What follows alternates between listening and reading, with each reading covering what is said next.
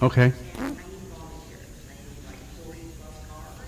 And so I have several. So like, if you would love to decorate a car, and for the kids, we're doing a very large one this year. Okay. So all of the volunteers, and so it would be great. We'll have tracks, candy, things, et cetera, for them to pass out. But it would be awesome to go see you.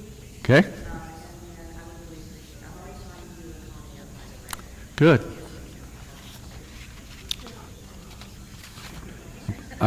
I think we're going to have to buy a car, honey.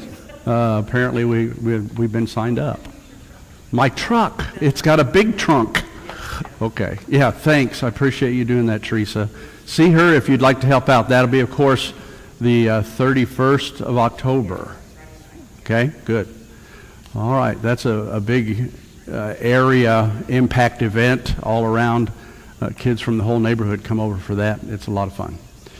All right, anybody else? Okay, well, let's go to the Lord in prayer as the Lord prompts you to think about some of these situations. Please be faithful to pray for them. And Benny, would you mind praying for us today, sir?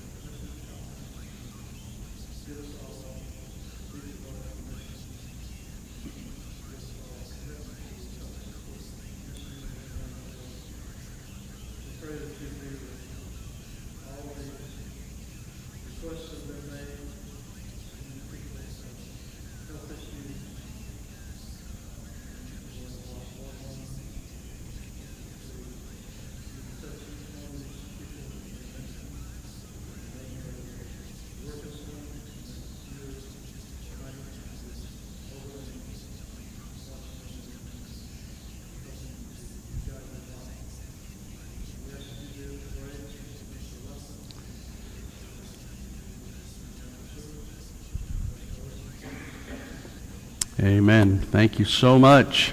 It's great to see you all. I'm glad you're here, and it's an encouragement always to see you.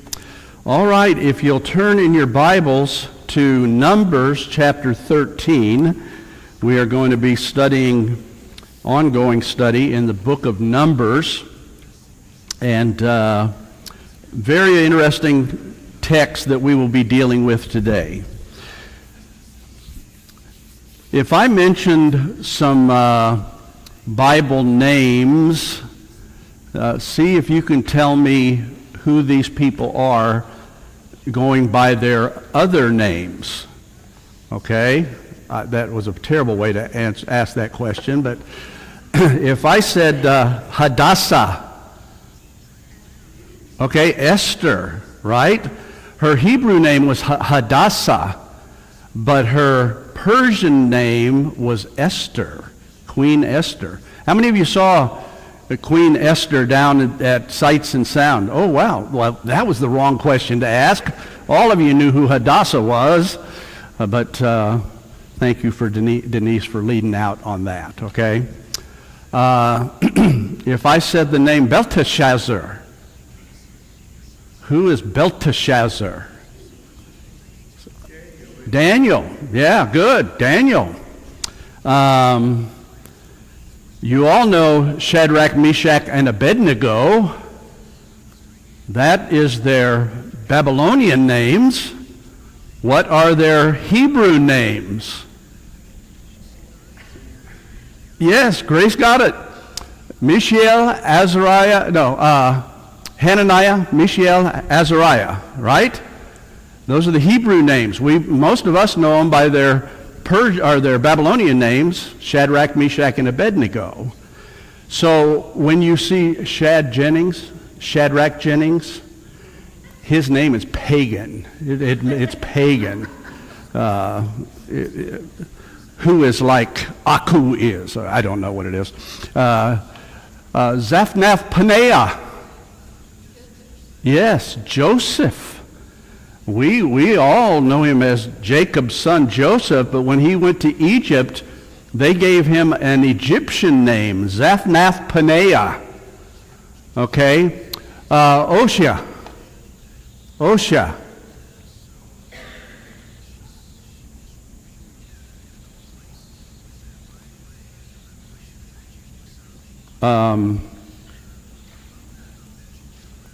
Jehoshua. Yes. In our text, chapter 13 of Numbers, you will see verse 8 of the tribe of Ephraim, Oshia. I didn't pronounce it too close because I knew you'd catch it if you did. But Oshia, the son of Nun. And then if you look down at 16, and these are the names of the men which Moses sent to spy out the land. And Moses called Oshia, the son of Nun, Jehoshua, or Joshua. And he'll be called Joshua the rest of the time. Anybody know what the New Testament name that Joshua is in the Old Testament? What's the New Testament rendering of Joshua? What? Pam. Karen said it too. Okay. Yeah. Jesus is always the answer to every question, apparently. But that is the answer. Jesus, Yeshua, is the Old Testament Joshua. And both names means Savior, Deliverer. Okay? All right. So we're going to be focusing on those guys today as we look at this really interesting and important story from the book of Numbers. The children of Israel have been, after the exodus from Egypt, they have been at Mount Sinai for about 9.5 months.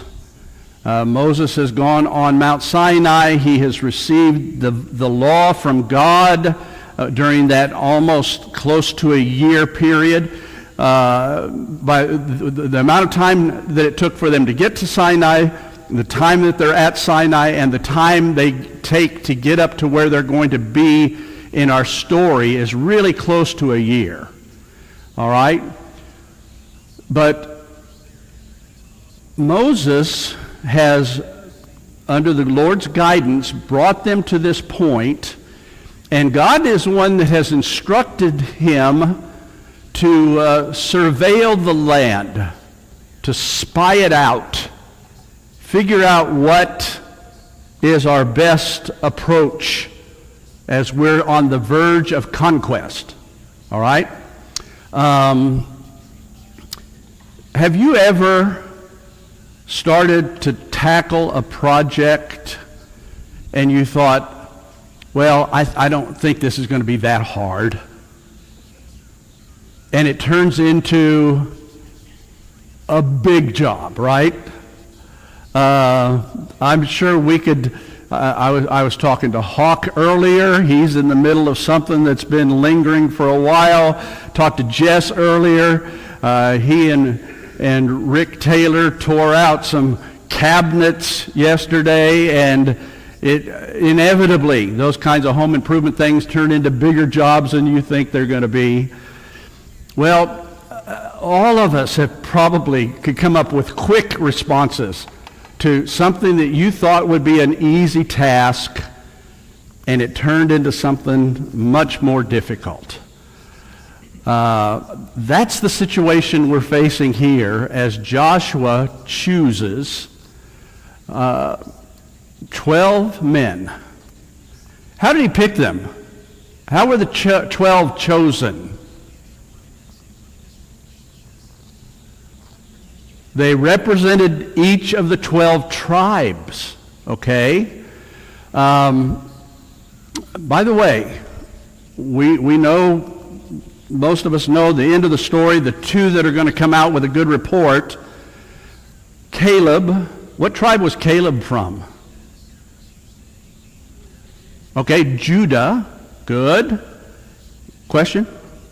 I think if I remember right, not only were they to represent these 12 tribes, but each one was considered the most honorable. They were leaders. They were. Very good. They were chosen because they were exemplary leaders in the tribe. Exactly right. Which tribe was Joshua from?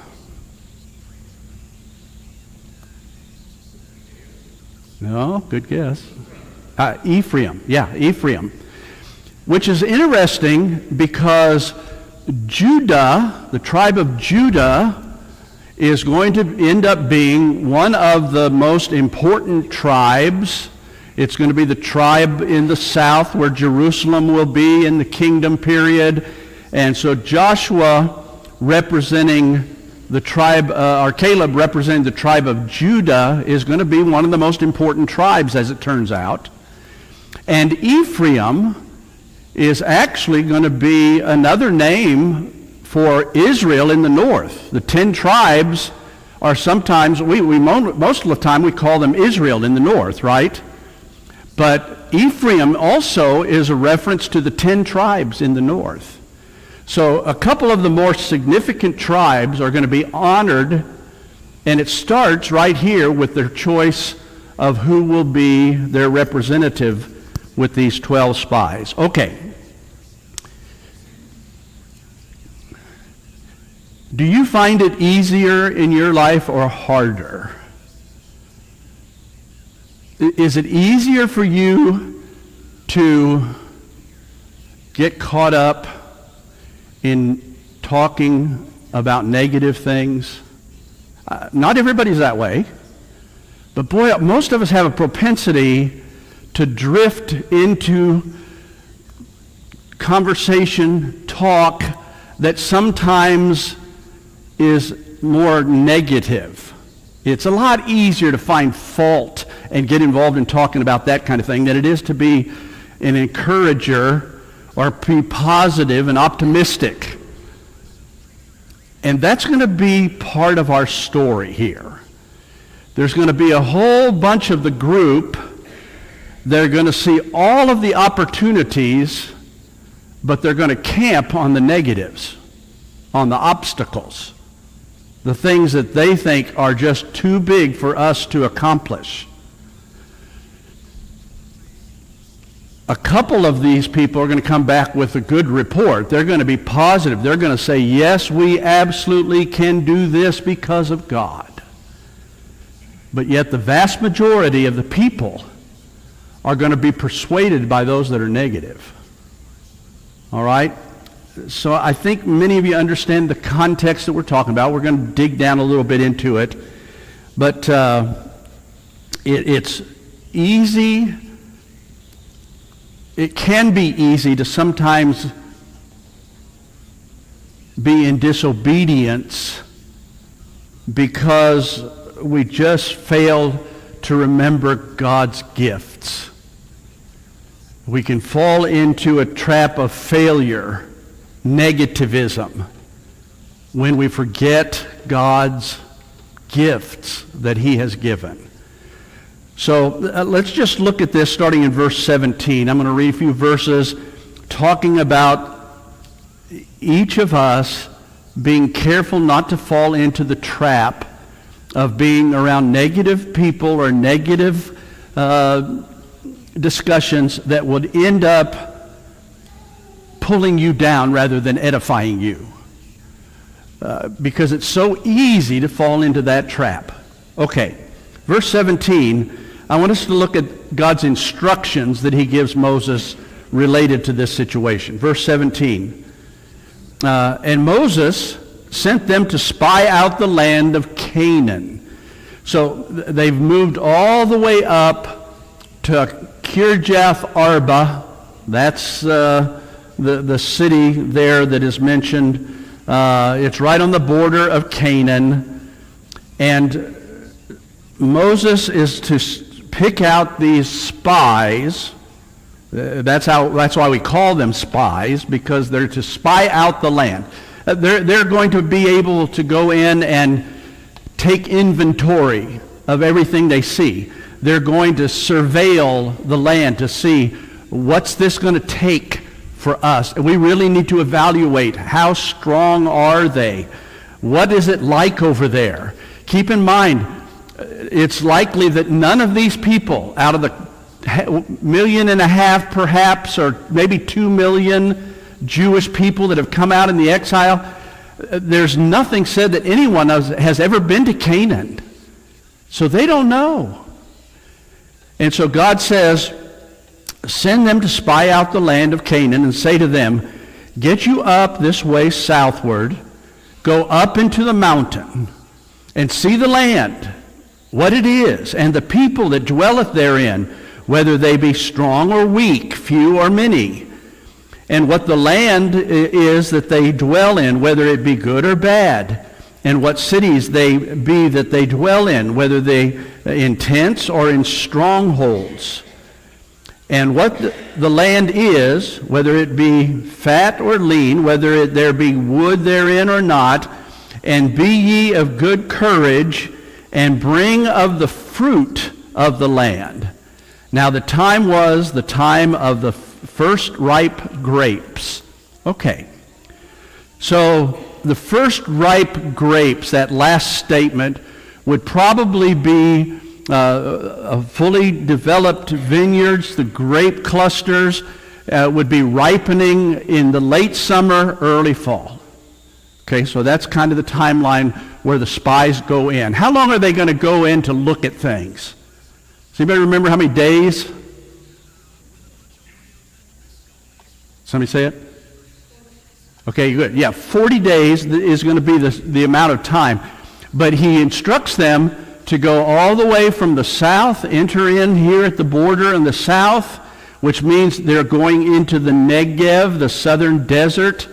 That part of the land is not going to be all that appealing.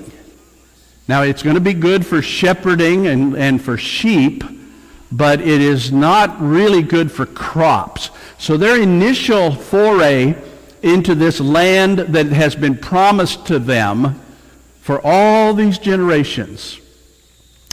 How many years previous had God given Abraham the promise that all this land, everything you see, everywhere you walk, that is going to be the land I will give your posterity, Abraham. This is the land I'm promising you. How many years earlier? In round numbers. Okay, good. Frank said 400. We know that they were in Egypt in bondage for 400, right?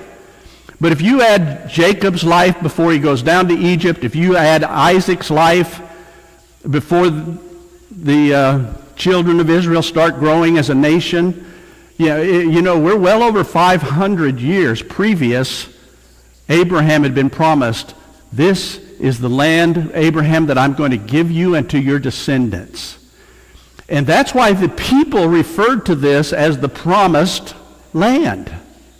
They knew it was this area designated as Canaan, but they were not aware what that land was like, and yet they knew this is the land of promise. So now's the time that they're on the border to come in and get ready to conquer. What were some of the things that these spies were supposed to look at? What were they supposed to come back and report on? Anybody? Do you see something?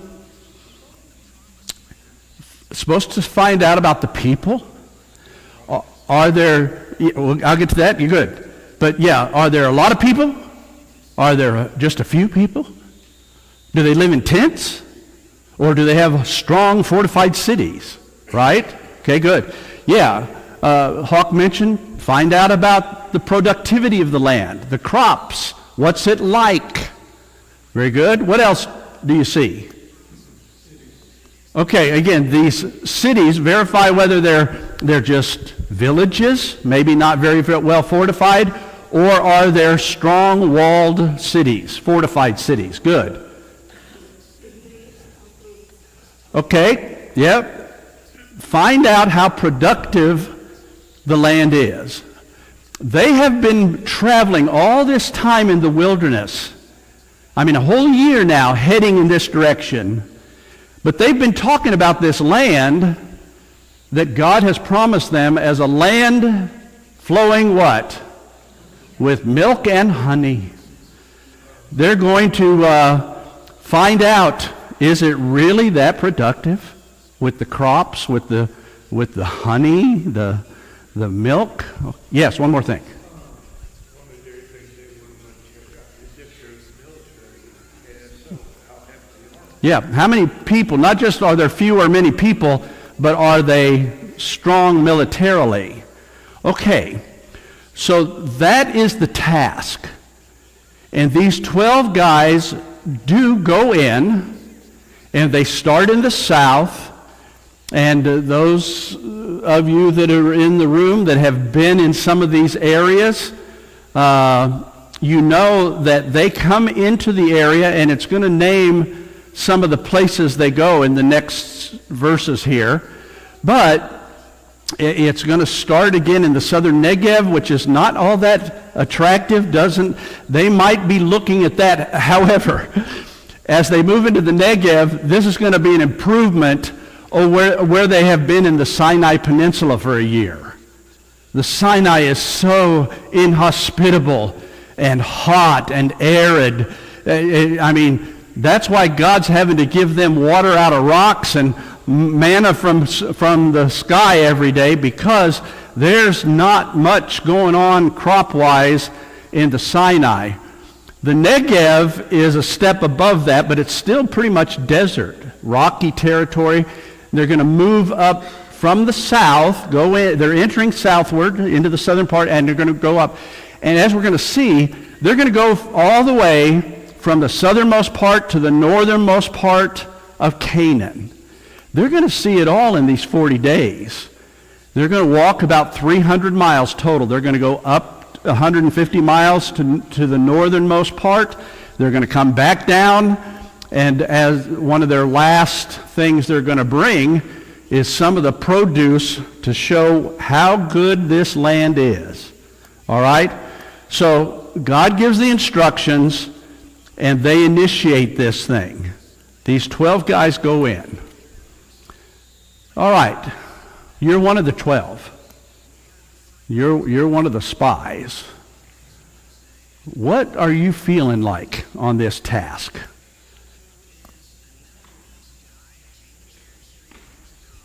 Thoughts? Okay, yeah, they're supposed to be very observant. They're supposed to be probably taking notes. But what else? How are you feeling with this task that is now thrust upon you as one of the chosen leaders of the 12 tribes? Got to be some anxiety, nervousness, maybe even fearful. I mean, they're going into hostile land. And the Canaanites have a reputation of being some very ungodly people. That's why God is going to later judge them and tell Joshua when they start conquering, he said, listen, these people have been so degraded, so sinful, so wicked, they have had so much time to repent, and they haven't. So how many times do we read in the book of Joshua where it says, destroy everything, wipe them out? It's time for judgment on an ungodly and wicked nation or group of kingdoms. All right.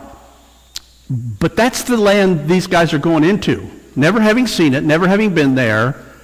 But there's got to be a little bit of intrepidation, don't you think? The uncertainty. Are they going to be met right away with hostility? Are they going to be able to walk around freely and people not worry about them? All of those things have to be going on. Okay.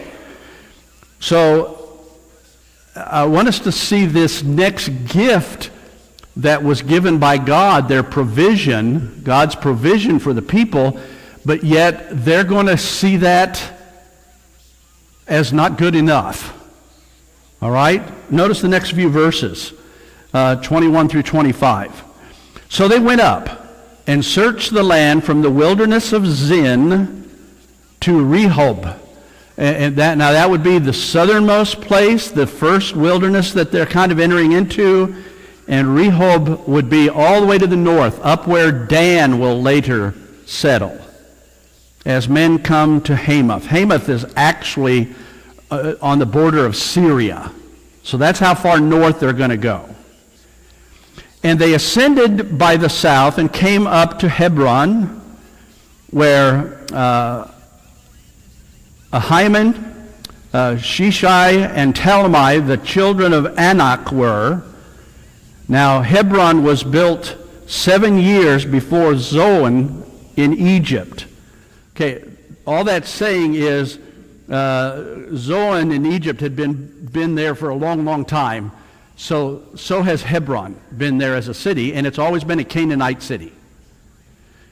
And they came unto the brook of Eshcol, and cut down from thence a branch with one cluster of grapes, and they bare it between two upon a staff. They brought of the pomegranates and of the figs, and the place was called the brook Eshcol, because of the cluster of grapes which the children of Israel cut down from thence. And they returned from searching of the land after 40 days. All right. So basically we could summarize that section as saying that they were going all over the land, spying it out. They've gone from the southernmost part all the way to the north. Now, it's interesting and understandable why they would choose the grapes and fruits that they're going to bring back to show right at the end of their 40 days. They're not going to carry that cluster of grapes around on a pole until they're ready to leave and go out and show everybody, right? But it gives us this insight that they're going all over the place, and they are seeing some of these fortified cities, some of these walled places. It mentions specifically, notice again in verse 22, they come to Hebron where Ahiman, Shishai, and Talmai, 3 leaders who are the descendants of Anak.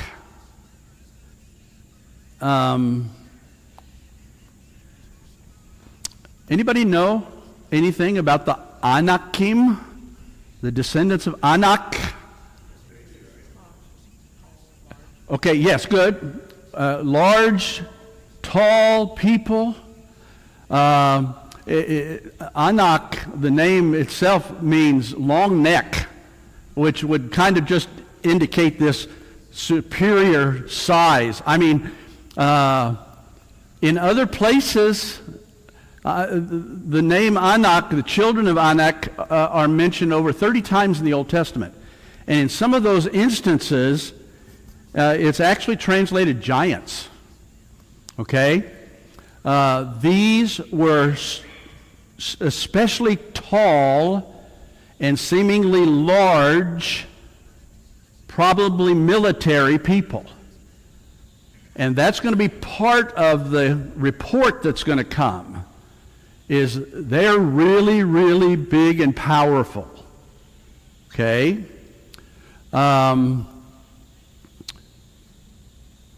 They're going to see, though, if you walk from the southern Negev area up through the central mountains of Israel, and that's not too far. In fact, when you get to Hebron, you're getting into the central mountain region. And a lot of the cities and things that we know of from the biblical period, that's the concentration. The well-watered, well-covered, tree-covered areas, great lumber areas, but also great agricultural valleys. They're getting in central Israel. They are going to be seeing some of the best.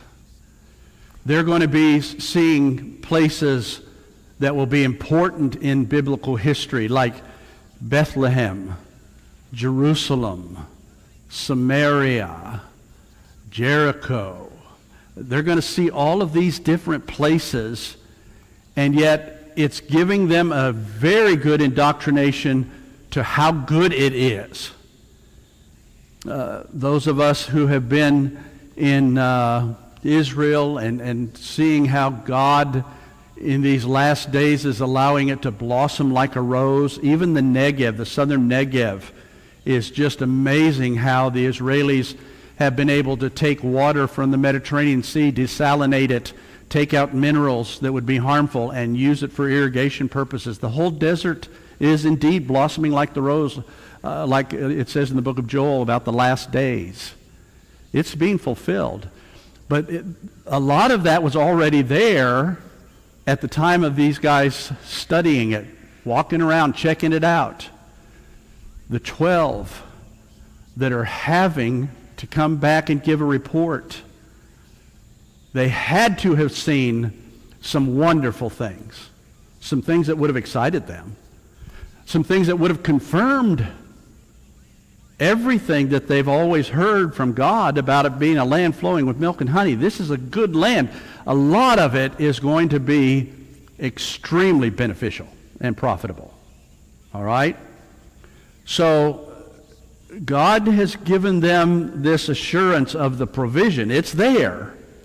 Just like he had promised, it's there. The question is, will they be ready to trust God? Okay, let's look at those next few verses, starting in verse 26. And they went and came to Moses and to Aaron. So after 40 days, they're coming out to give an example of how good and productive the land was.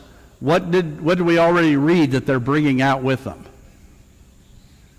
Okay, this cluster of grapes that is so big, it's on a pole and two guys are carrying it.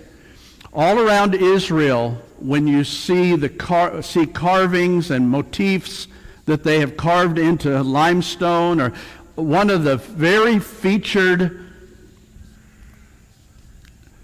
recognitions of how bountiful the land is a picture that's always carved all over Israel with two guys carrying a big cluster of grapes between them. It's this story. What else does it mention? Pomegranates. How many of you have had pomegranates? Oh, good. Any of you have pomegranate juice? Squeeze. Ooh. Good stuff, Maynard. And yes, figs. Yeah. So they're bringing some of these samples out. That's one of the joys of going on a Israel trip. I hope some of you can join us. We are looking now at a trip in 26, and we'll be letting you know of opportunities that might be coming. Because one of the great joys of getting to visit is, first of all, you see all of this geography, the topography in person, and everywhere we go, we're sampling these food items. Some of the best pomegranates I've ever tasted are in Israel. Figs, dates, the fruit all over Israel that's being produced, and they export it all over Europe. It's some of the best fruits in the world. And grapes, certainly. We go to the store and come home with a little cluster of grapes, right? They can be good, but they're not so good off of a cluster that you have to go like this to eat a grape. Okay, I don't know that they probably weren't that big, but the cluster was. Okay, so we continue to read. And all the congregation of the children of Israel, so they're making the report. Moses, Aaron are there, but everybody's gathering around. And they want to hear this. And it said the children of Israel unto the wilderness of Paran to Kadesh, and they brought back word unto them and unto all the congregation, showed them the fruit of the land. And they told him and said, we came into the land whither thou sentest, and surely it floweth with milk and honey. And this is the fruit of it. All right, so the first report is a very encouraging thing. It's what you told us, it's what God told us it would be like over there, and it is. It's a wonderful place. It's very fruitful. What's the next word? Nevertheless.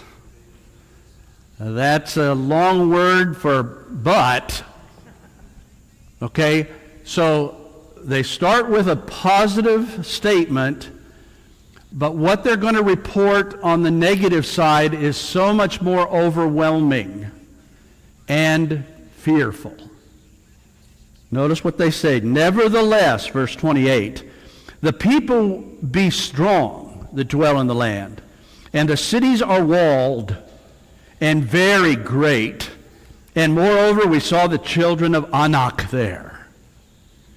The Amalekites dwell in the land of the south, and the Hittites and the Jebusites and the Amorites dwell in the mountains, and the Canaanites dwell by the sea and by the coast of Jordan. And Caleb stilled the people before Moses and said, let us go up at once and possess it, for we are well able to overcome it. But the men that went up with him said, we be not able to go up against the people, for they are stronger than we. And they brought up an evil report of the land which they had searched unto the children of Israel, saying, the land through which we have gone to search it is a land that eateth up the inhabitants thereof, and all the people that we saw in it are men of great stature. And there we saw the giants, the sons of Anak, which come of the giants, and we are in our own sight as grasshoppers, and so we are in their sight. Okay, pretty gloomy report. After a couple of words of positive, yeah, boy, look at how good the food is. Oh, by the way, we're going to get slaughtered. They are strong. They are numerous. There's giants over there. All right. Fear. Would that be a good way to summarize their report? We can't do it. Nope, not possible. They are so fearful over what they've seen.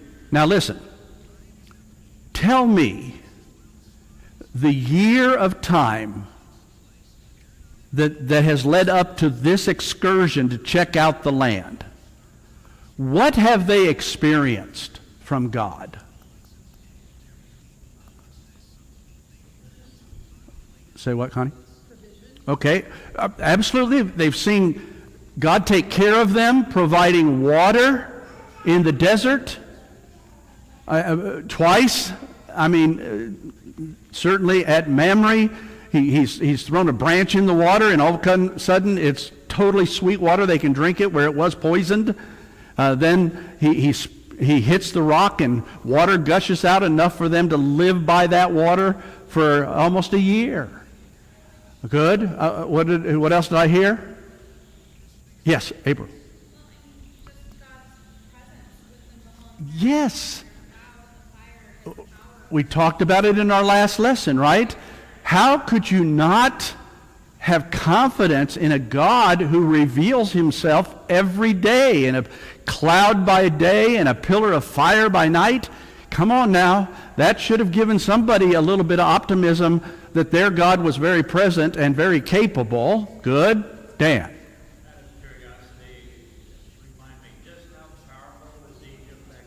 Okay, thank you very much. Let's go back to Egypt, because that would probably be all involved in this 1 year time period. Everything God did to the strongest nation on the face of the planet at that time. These Canaanite nations up here, they all were subservient to Egypt. Egypt was the power, and yet the most powerful man in the then known world, Pharaoh, was brought to his knees in humbleness over the plagues. They had seen all that. Okay, somebody else said it. What else had they seen? Going that far back.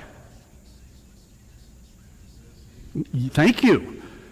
Could anybody? I have been most baffled, I think, about this over my time of studying the Scriptures. How could somebody And most of these people had done this. They had walked through the Red Sea on dry ground. And how could they ever forget that?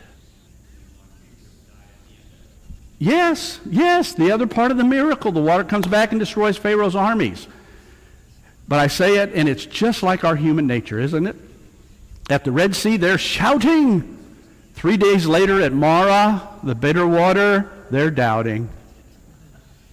And how many times do we read in the Bible, as you're doing your Old Testament and New Testament readings, how many times in the Bible do we read that they rehearse that one of the greatest things that ever happened was the Red Sea? It was a miracle that should have brought them back to God being powerful enough to do anything. And these were the people who lived it. And yet they've come to this conclusion that we can't do this. There's too many. They're too strong. We're like grasshoppers in their sight. And we're like grasshoppers in our sight. I mean, the negative report was so bad that the murmuring started throughout the crowd. If we do this, we'll get wiped out. Completely forgetting the miraculous provision of God, the gifts he had given them to sustain them for the year.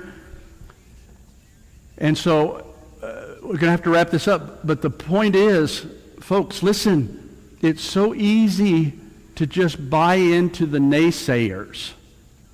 It's not good for any of us to hang around people that are negative all the time and can never see the provision of God, the goodness of God, the miracles sometimes of God.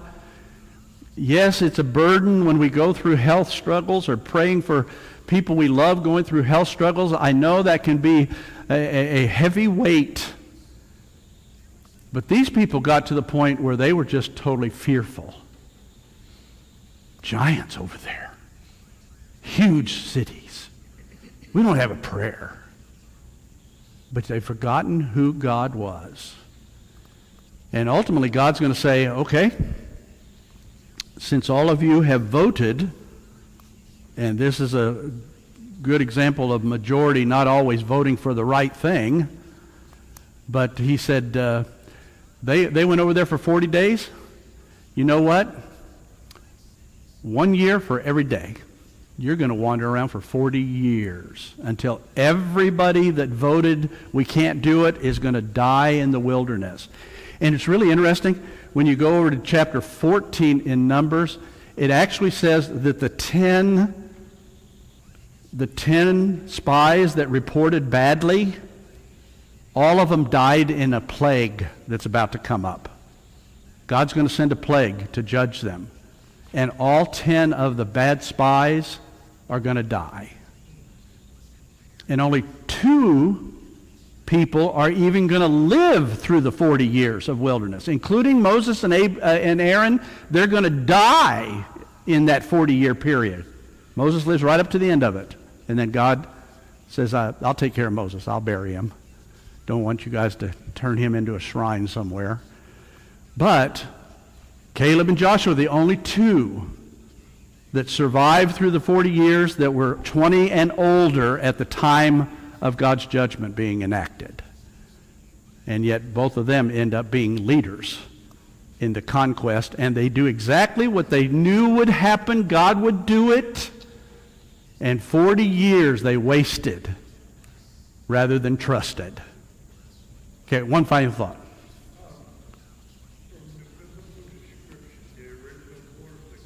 Yeah. Yep. Yep. That's good. Okay. So the thing that we take away from this is, even though there are difficult circumstances, even though things seem insurmountable, always remember how many times God has brought you through. And he'll do it again. I mean, we're facing our missions conference, and we have recognized that the time is running short for us to get the gospel to the places. That's why we're sending, the Dinos. That's why we're sending the Wilsons back to the mission field. It's because we are so concerned that time is short. And we can't be fearful. We've got to be strong and trust the Lord and do our part to make that happen. Okay? All right, our time is up. We got to go. The clock is right now, and I'm in trouble. You guys got to hurry over there.